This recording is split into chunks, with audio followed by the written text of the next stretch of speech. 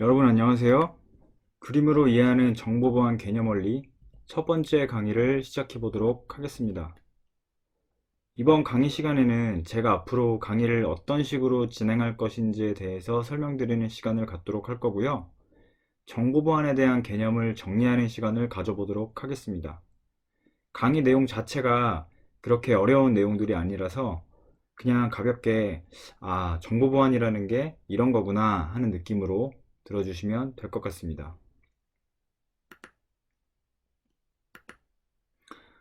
첫 번째 시간 오리엔테이션 시간입니다. 제가 어떤 목표를 가지고서 이 강의를 준비했는지에 대해서 간략히 설명을 드릴 텐데요. 먼저 이 강의는 어떤 사람들이 듣나요? 라고 나와 있죠. 자, 이 강의는 정보보안을 배우고 싶은 중학생, 고등학생 친구들이나 정보보안을 공부하고 싶은데 어디서부터 공부를 해야 할지 모르는 학생을 대상으로 만든 강의입니다. 물론 실력이 매우 뛰어난 학생들도 있습니다. 그러나 이 강의는 실력이 뛰어난 학생들을 대상으로 만든 강의가 아닙니다.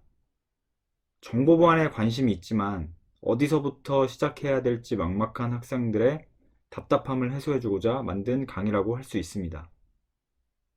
그리고 이 강의는 정보보안 산업기사나 정보보안 기사 혹은 보안 관련 자격증 시험을 준비하기 전 정보보안의 개념에 대해서 정리를 하고자 하는 대학생들이 개념을 정리하는 차원에서 가볍게 훑어볼 수 있는 개념서로 참고하면 좋을 강의입니다.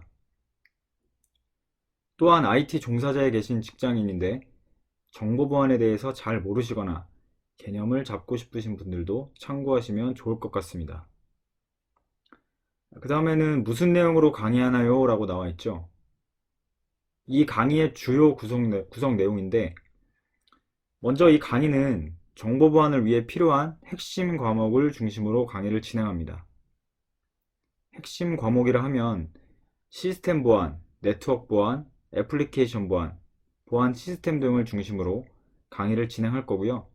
중간중간에 여러분들의 피드백을 받아서 구독자들이 원하는 강의 내용을 수렴해서 커리큘럼을 조금씩 수정해 나갈 계획입니다. 그리고 이런 수업만 나가면 졸립고 지루하잖아요.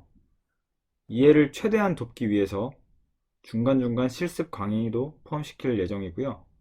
궁금한 점이 있으시다면 구독자분들의 요청을 받아서 보안 현업 종사자의 이야기라든지 정보보안 취업 진로와 관련된 내용이라든지 하는 특강 시간도 준비해 볼 예정입니다. 그 다음에 이 강의의 특징이 무엇인가요? 라고 나와 있는데요. 이 강의는 제목을 통해서도 알 수 있듯이 최대한 쉽게 강의를 이해할 수 있도록 텍스트보다는 이미지를 활용해서 강의를 준비하고 있습니다. 어렵고 복잡한 내용보다는 개념을 이해하는 데 집중할 수 있도록 강의 내용을 구성해서 기초를 보완하고 싶으시다 라고 하신 분들에 맞춘 강의라고 할 수 있습니다. 그리고 최대한 구독자분들과 커뮤니케이션을 통해서 피드백을 적극 수용하여 강의를 준비해 보도록 할 테니까요. 부족한 부분이나 보완해야 될 부분들이 있을 경우에 의견을 주시면 적극적으로 반영하고 보완하도록 하겠습니다. 이번 오리엔테이션 시간은 여기까지 갖도록 하겠습니다.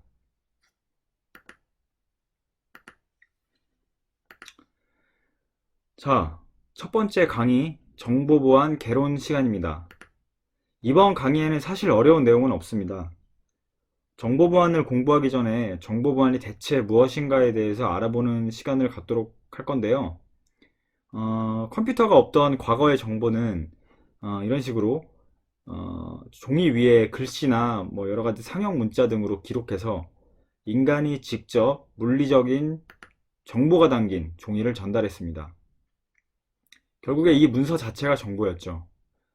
따라서 이 문서를 안전하게 전달하기 위해서 사신들을 통해서 전달을 하거나 문서가 분실될 경우를 대비해 동일하게 베껴 쓴 복사본들도 준비를 했을 겁니다.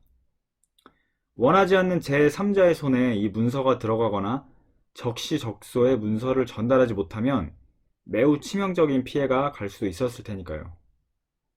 자, 현대로 넘어와서 거의 모든 정보들은 전산화가 되었습니다.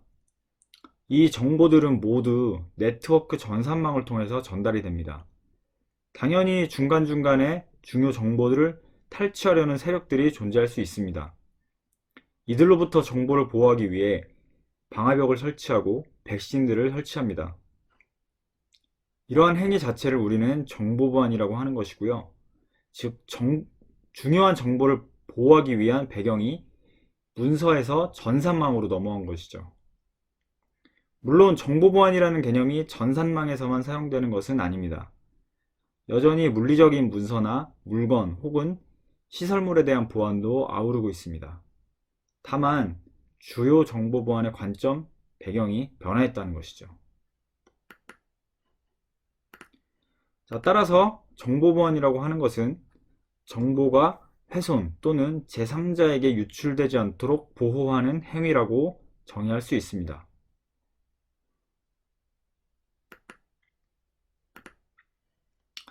자, 정보보안의 핵심 개념인 정보보안의 목표에 대해서 한번 알아보도록 하겠습니다.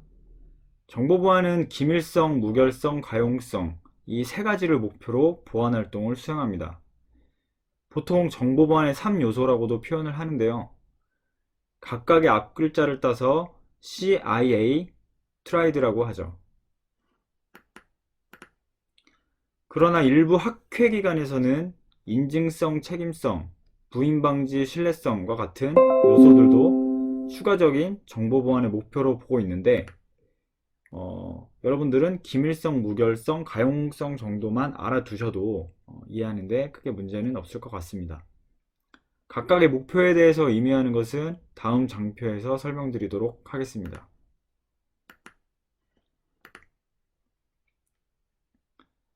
자, 정보보안의 3대 요소인 기밀성, 무결성, 가용성에 대한 설명입니다. 먼저 기밀성은 감추는 것입니다. 허락되지 않은 사용자에게 정보가 공개돼서는 안 된다는 목표를 가지고 있죠. 쉽게 얘기해서 내가 보낸 정보를 누군가가 몰래 훔쳐보고 있다. 이것은 기밀성이 침해됐다고 말할 수 있습니다. 그 다음 무결성은 원본 그 상태로 유지되어야 한다는 것입니다.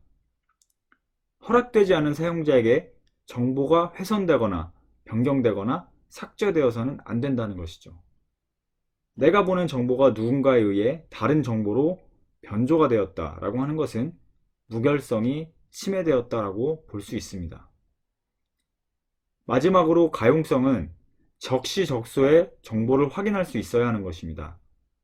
인터넷 사이트가 마비가 되어서 우리가 원하는 시간대에 서비스를 사용하지 못한다고 해봅시다. 이것은 가용성이 침해됐다고 볼 수가 있습니다. 사용자 입장에서 단순히 인터넷 사이트가 마비되었기를 망정이지 만약 금융거래나 쇼핑몰 결제 사이트가 마비되었다고 한다면 그 손해액은 어마어마할 것입니다. 지금까지 정보보안 개론에 대해서 한번 알아보았습니다. 이번 강의를 마무리하면서 잠깐 여러분들을 위해 정보보안 전문가의 자질에 대해서 한번 말씀을 드려보고자 해요. 아마 이 강의를 들으시는 분들은 정보보안 전문가를 꿈꾸는 학생들이 많으실 거라고 생각하고 여러분들을 위해서 한 가지 조언을 드리고자 합니다.